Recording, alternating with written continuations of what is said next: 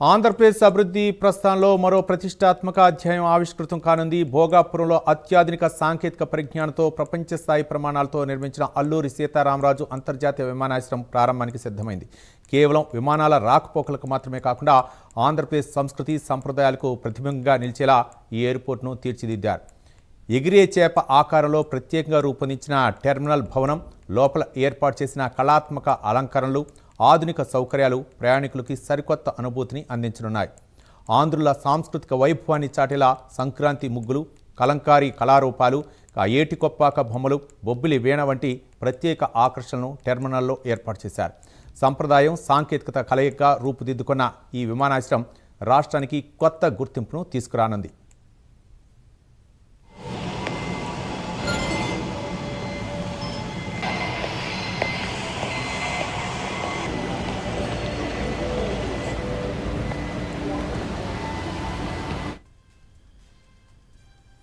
దాదాపు 18 ఎకరాల్లో విస్తరించిన టెర్మినల్లో ప్రయాణికుల సౌకర్యాల కోసం అత్యాధునిక ఏర్పాట్లు చేశారు.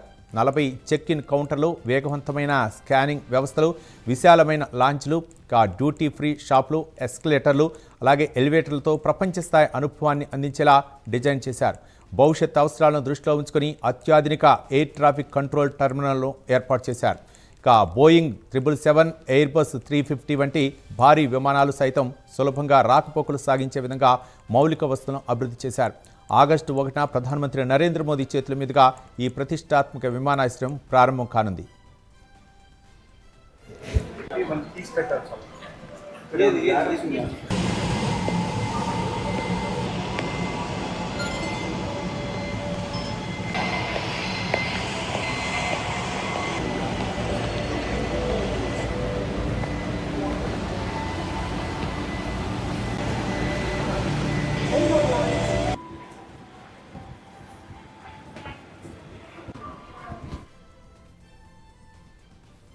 మనం మన్యం జిల్లా, మన్యం వీరుడు అల్లూరి సీతారామరాజు గారి పేరు పెట్టుకున్న ఇంటర్నేషనల్ ఎయిర్పోర్ట్ 1వ తేదీన ప్రారంభించడం, ప్రధానమంత్రి గారి చేతుల మీదుగా ప్రారంభించడం నిజంగా మనకి వీఆర్ వెరీ బ్లెస్డ్. ఎందుకంటే అల్లూరి సీతారామరాజు గారి పేరుని ఆ అంతర్జాతీయ విమానాశ్రయానికి పేరు పెట్టడం. ఇందులో పూర్వం ఫ్లైట్ అంటే ఇక్కడ చాలా మంది ఉన్నారు, విదేశాలకు పిల్లలు లేకపోతే మన చుట్టాలు బంధువులు వెళ్ళిన వాళ్ళు. ఎప్పుడు మనం వెళ్ళాలంటే హైదరాబాద్ వెళ్ళి ఫ్లైట్ ఎక్కడం, లేదా బెంగళూరు లేదా మెడ్రాస్ వెళ్ళి ఎక్కేవాళ్ళు.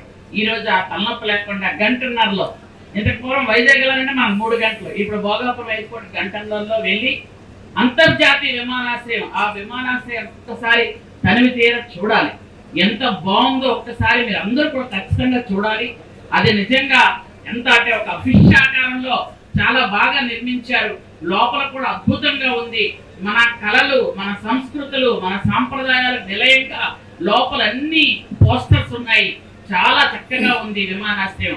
అది ఎంత బాగుందని అంటే నేను మొన్ననే వెళ్ళి చూడటం జరిగింది.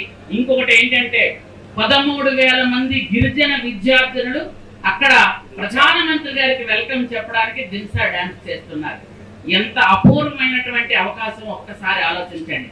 మన బిడ్డలు అక్కడికి వెళ్ళి 13,000 మంది దిల్సా నృత్యం చేసి ప్రధానమంత్రి గారిని మనం ఆహ్వానం పలుకుతున్నాం.